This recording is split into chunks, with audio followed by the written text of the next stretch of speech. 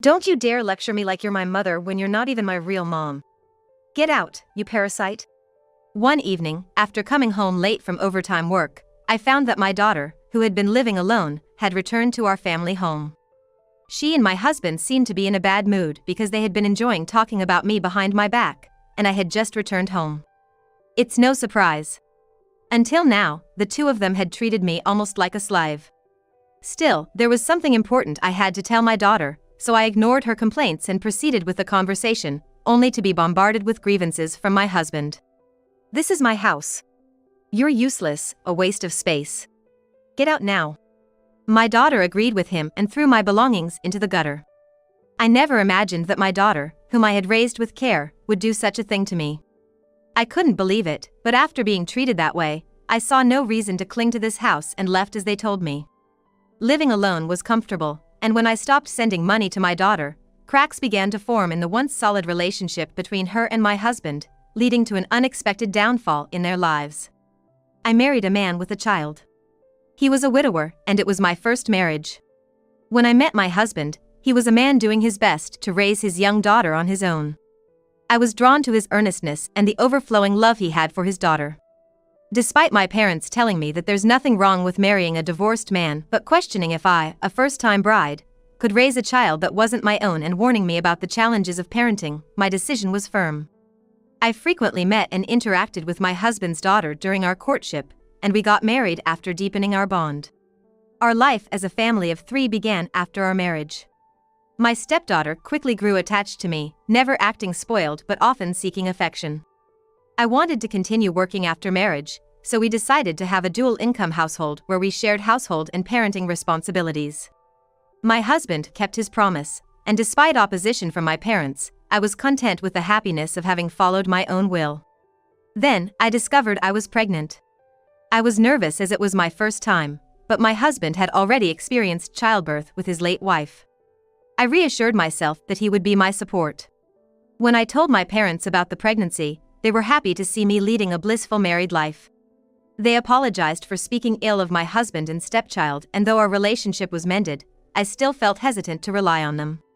However, just when I thought my husband and I could support each other through life, something unexpected happened. As soon as my pregnancy entered a stable phase, my husband's attitude changed drastically. Now that you're in the stable phase, there shouldn't be any problems with the baby or you, right? So, you're gonna pay back all the housework and childcare you skipped while claiming morning sickness. He then pushed all the household chores and childcare, which we used to share, onto me. Furthermore, he started saying that since I'm home all day on maternity leave, I should be the one doing the housework, and he began drastically reducing his time at home. Every time he saw me, he complained and criticized my housekeeping. If I showed even a hint of dissatisfaction, he'd raise his hand and threaten, "Are you talking back to your husband?" Although he never actually hit me, the fear of a man raising his hand made me shrink back. I knew this wasn't good for the baby inside me. The thought of divorce crossed my mind many times. Being pregnant and on maternity leave wasn't an obstacle to divorce. I had the confidence and financial means to raise my child alone if needed. But what would happen to my stepdaughter if I left? She had grown very attached to me, and the desire to raise her myself grew stronger, so I chose to stay and live with my drastically changed husband. I couldn't bear to leave my young stepdaughter with my current husband, fearing for her well-being as both a person and an adult. Once I decided to become her mother. I couldn't let her lose her mother again, so I decided to endure and raise her, even under these circumstances. Later, I gave birth to my son safely. I planned to take maternity leave even after my son was born, but my husband started contributing very little to the household expenses. The amount he provided was nowhere near enough for a family of 4 to live on. When I asked if he would at least cover the children's educational expenses, he said if they were necessary, I should work and pay for them. As my son was gearing up to start elementary school, I realized things just weren't going to work out with the way they were. I gave up my leave and went back to work. Dropping my little boy off at daycare, I worked my fingers to the bone. The last thing I wanted was for my kids to suffer just because their parents didn't make enough dough. I was dead set on avoiding any kind of financial disparity caused by our earnings. So, I started stashing away every penny I could spare for my kids, instead of spending it on myself. I was hoping to hand it over to them when they grew up, just in case they ever found themselves in a bind. This was actually something my folks did for me. On my 20th birthday, they gave me a bank account, saying it was the money they'd socked away for me over 2 decades. I still hold on to it, never having touched a dime. Money's not everything, sure, but in my eyes, it's a clear sign of parental love. My kids kept growing up strong and healthy. Coming home late from work to find they'd already gotten dinner ready, waiting for me, was the best feeling. My husband was still as unpredictable as ever, a ticking time bomb, really. But the love and affection from my kids made all the hardships seem like nothing. Then came the teenage years for my daughter, and boy, did things change. She started getting influenced by stuff she heard from outside and began her rebellious phase. "You're not even my real mom. Stop bossing everyone around like you own the place, just because you got dad to leave." My husband's absences got more frequent, sometimes not coming home at all. My daughter seemed to think I was the one driving him away. He had a habit of blaming me for anything that didn't suit him, so he probably fed her some story. Even with all that, I kept hoping we'd come to understand each other someday. But as the years went by, the gap between me and my daughter just got wider and wider. This continued even after she moved out for college. When she hit her last year, it was time for her to start considering her job. And that same year, my son got into a state university out of town and started living on his own. I kept sending them both money every month, as my husband was barely chipping in at home. My earnings were the only thing keeping their allowances going. Even after it was just me and my husband, the money he brought in was barely enough to cover our utility bills, let alone groceries. I ended up footing the bill for all our living expenses. The house, which used to feel a tad snug with 4 of us, now felt hollow with just the 2 of us. My husband and I didn't talk much, and when he did, it was usually to take out his frustrations on me.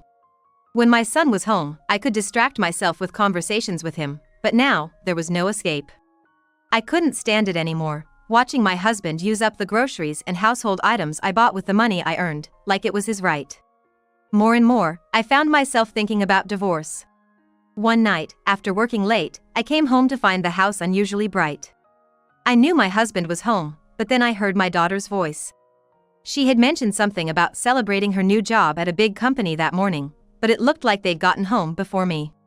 It was rare for my daughter to be back, but they didn't seem to notice my arrival and were busy bad-mouthing me. They must have been loosened up from the dinner and drinks they had without me.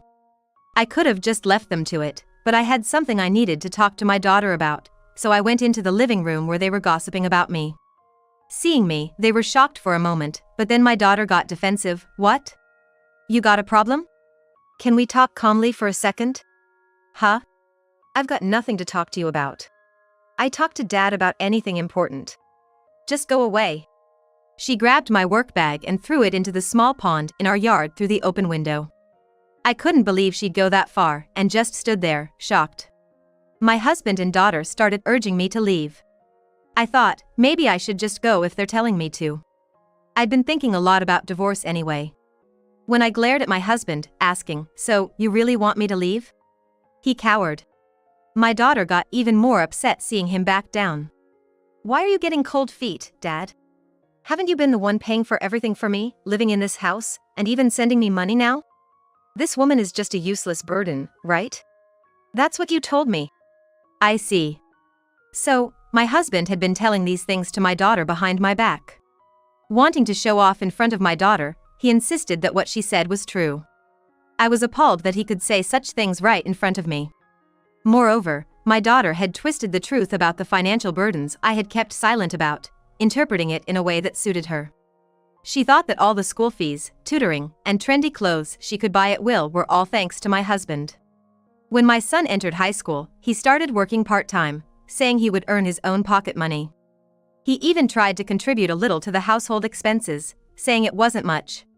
Seeing this, my daughter should have understood that we weren't as well off as she thought. But my husband had said that it was too dangerous for a girl to work part-time, and that he would give her the money, so I complied. Additionally, I wasn't too keen on the idea of a high school girl working late at night. The reason I gave her as much pocket money as her classmates who worked was because my husband wanted me to. It was all possible because I managed the household budget to make it happen. I was disgusted by their attitude, taking everything for granted without understanding the situation. I realized there was no point in saying anything to them anymore. I told them I was leaving and placed the divorce papers in front of my husband, already filled out on my end. He seemed surprised when I mentioned this. I had been carrying the divorce papers, ready for when I made up my mind. I packed only the essentials in my travel bag and left the house. I put the bag that was thrown into the pond into a plastic bag and called a close friend who had always been there for me. I have a habit of putting my smartphone and wallet in my coat pocket. Especially when I'm in a hurry, I tend to do it without thinking. Today, after an unexpectedly long day of overtime work, I rushed home and did just that. Luckily, I have a habit of keeping my phone and wallet in my coat pocket, especially when I'm in a hurry, which saves my valuables. My friend immediately said she would come over. I called a taxi and contacted my son during the ride, telling him that it looked like a divorce was imminent. He said, "You finally made up your mind. It's for the best." Upon reaching my friend's house, I opened up about everything. My friend, who listened silently, then said, "You finally decided to divorce, huh? About time." Then she shared some news with me. I stayed at her place for a few days, but I soon decided to find a new place to live and move out. I returned to the house I had lived in to gather my belongings. I wanted to keep the visit short and also settle the divorce, so I returned with a lawyer. I had told my daughter to come home that day as I had something to discuss with her. My husband and daughter were flustered to see me with a lawyer. In front of my husband, I presented evidence of all the expenses I had covered for my daughter, from school fees and extracurricular activities to her current allowance. Seeing the bank statements showing withdrawals from my income and the household budget since I started living with my daughter, my husband started sweating and looking uneasy. My daughter quickly realized that my husband had been bragging and lying, and she glared at him with contempt. My husband, despised by my daughter, began to shrink further. "Dad never contributed financially, I get that. But that's all in the past. I've landed a job at a major company, so I won't need to rely on you anymore. Let's call it even," she said, adding that it was an adult's responsibility to care for a minor, and it had nothing to do with her. I hadn't shown her these expenses to get repayment. Her defiance was within my tolerance. I just wanted to prove that I was the one providing financially. Since arguing with her would get us nowhere, I acknowledged her wish to consider it settled. Then, I confronted my husband about the alimony. He brazenly denied any wrongdoing that would warrant alimony. However, I had started recording his verbal abuses and rants at a certain point. I had also kept a diary for a long time, noting down the days when he treated me terribly. As I played the recordings and showed him the diary, he recognized some incidents and eventually started covering his ears. It seemed even my daughter couldn't bear my husband's numerous mistreatments anymore, as I could sense hostility in her gaze towards him. "I never thought you'd be the one to say we're getting a divorce. I really do love you. I just didn't know how to show it, and, there's this thing where you end up teasing the ones you love. That's what it was," my husband tried to explain. In my mind, I sarcastically thought, "How old are you again?" Such an excuse might work for a grade schooler, but a man nearing his 50s? "I haven't changed my feelings. I've been devoted to you since we met. I love you. Let's start over. This time I'll pamper you to the point you might get sick of it." Listening to him, I felt like gagging on his cringeworthy lines. I firmly said, "No, my mind is made up," which made him suddenly change his tone. "A woman should just cling to a man. Women exist because of men." He kept spewing misogynistic statements, looking down on women. When I told him I was recording, he seemed aware that this wasn't compliant with today's standards and quieted down. "What I just said. I wasn't myself. Sometimes another personality of mine emerges. My real intention is always that I love you." Whether it was his real personality or not, both were equally creepy. I could see he was desperate to change my mind about the divorce, but everything he said only made things worse. If he really didn't want a divorce, I had a condition. "I know you've never really given up your gambling habit. Your previous divorce was because of your gambling and debts, right?" He begrudgingly acknowledged I'd done my homework. My daughter, learning for the first time why her biological mother was no longer around, lashed out at him in disbelief. Putting aside my daughter's grievances to be addressed later with her father, I proceeded with our divorce discussion. "I might reconsider the divorce if you agree to cover all future living expenses. But remember, if you miss any payments, you won't have meals and might even have to leave this house." He raised his voice. "This is my house. Being kicked out of my own house is absolutely absurd. If that's the case, I'll divorce you." In a fit of pride, he not only signed the divorce papers but also agreed to the alimony. It was a typical action driven by pride from my husband, but for me, it turned out to be a conveniently favorable outcome. A few months later, I received an unusual call from my daughter. Speaking in a very sweet tone, asking me to restart the allowance. Her father had apparently turned her away, telling her to earn her own living now that she had left home. Since she had already secured a job, finding time for a part-time job shouldn't be difficult. But if she was in a tight spot without working, I suspected there might be a reason. "Did you lose your job offer? Or are you so busy with job hunting that you don't have time for a part-time job?" In fact, on the day I was forced out of my house and stayed at my friend's place, she informed me about my daughter's job hunting. My friend worked at a major company. And it turned out my daughter had applied there and apparently got an offer. However, the day before I was kicked out, my son had shared some shocking information. He knew my daughter's social media account and occasionally checked what she was up to. He didn't approve of her attitude towards me and wanted to help in some way. That day, he saw a post where she bragged about securing her job offer by flirting with the HR manager. I had intended to discuss this with her, but I was kicked out before I could. As a result, we never had the chance to talk about it. If my daughter had talked about this earlier, she might not have had to struggle with job hunting. If she had declined the offer obtained through flirting and restarted her job search honestly, I would have wished to be more involved and support her. After being kicked out, I debated whether to tell my friend about this but eventually decided to share everything. The reason is that if my daughter were to secure a job through seduction, she would be the one to suffer in the end. It was in my daughter's best interest to lead an honest life, even if I had to be harsh. My friend, upon hearing this, looked up my daughter's social media account. There were pictures of her with a middle-aged man, presumably the HR manager. Although his face was not shown, his suit and build resembled the HR manager, and my friend saved these posts and images as evidence.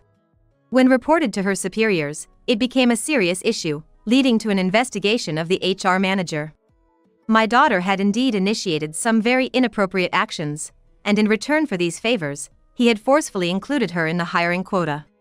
The quota was already set, so her inclusion meant someone else was unfairly rejected. When asked how he decided whom to reject, the HR manager reportedly said it was based on whether the women were to his liking or not. His evasive responses to questions about whether he had done similar things in the past suggested that my daughter's case wasn't the first.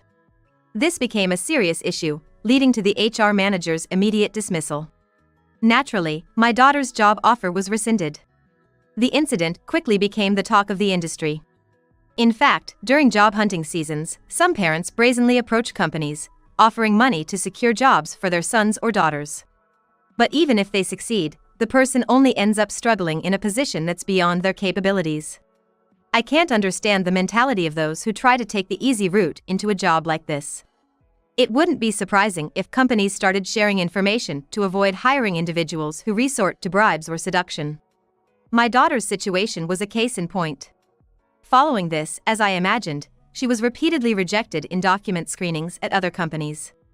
She probably reached out to potential sources for financial support, fearing she wouldn't find a job by the time she graduated from college.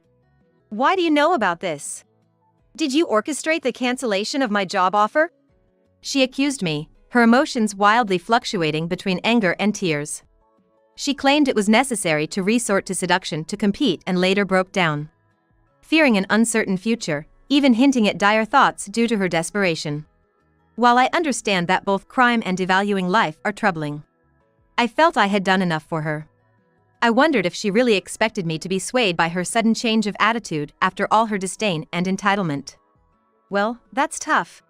But remember, you're the one who said not to act like a mother since we're not blood related. Besides, I'm divorced from your father, so we really are strangers now. You're an adult, it's time to stand on your own feet. I told her flatly, devoid of emotion. Realizing I was serious, she became more desperate, trying a softer approach. "Didn't you save up money for me? I want that. That savings was for my daughter. You're not my daughter, and that money is already allocated for buying a new home. It's not available anymore." She then screamed at the top of her lungs in frustration. Are you kidding me? If I act submissive, you just get more arrogant. Demanding money repeatedly. It became clear to me that this was her true nature, an irredeemable person unable to change or return to good intentions. Disgusted, I quietly ended the call. After the divorce, my ex-husband continued his gambling habits. He lost everything, including the alimony, in an underground casino. Got entangled with dangerous people. And ended up arrested during a police raid. When contacted to take responsibility for him, my daughter refused. His attempt to involve a seemingly tough subordinate backfired, exposing his debts and casino involvement, leading to his demotion and eventual resignation after rumors of his bad associations spread. When clients say they won't deal with a company that employs such a person, the company has no choice but to send him to work at a subcontractor. However, word of what my ex-husband had done spread even there, making it uncomfortable for him. Eventually, I heard through mutual friends that he voluntarily resigned. Now, he's apparently on the run, trying to evade the massive debts he accumulated from his losses at the underground casino. But I suppose this is just the consequence of his inability to quit gambling catching up with him. My daughter, fixated on landing a job at a renowned company, graduated without securing employment. She moved to a cheap, rundown place. The walls are thin, letting in the neighbors' conversations, drafty gaps bring in the cold, and the creaky floor seems like it could give way at any moment. It's a rundown apartment. She's apparently working part-time jobs, but her strange pride causes issues with other employees, leading to her not being able to hold on to these jobs for long.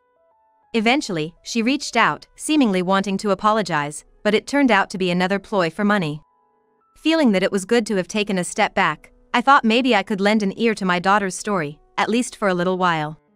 I decided to cut off all contact for her own good and for my peace of mind. I've made sure she doesn't know my new address and blocked her number. I thought it would be better for my daughter's independence to maintain this distance. Since my divorce, I've had a personnel transfer, so even if my daughter comes to my workplace, she won't be able to meet me. Just to be safe, I've made sure that no messages from my daughter get passed on to me. With all this, my work has become my main source of fulfillment. As for me, I've found a new purpose in my work and enjoy the peaceful scenery of my new home. Financially liberated from supporting my ex-husband and daughter, I feel more relaxed and consider spending more on myself. My son even offered to take me on a trip with his earnings, giving me something to look forward to. Nowadays, I'm living my days to the fullest, cherishing my newfound independence and tranquility.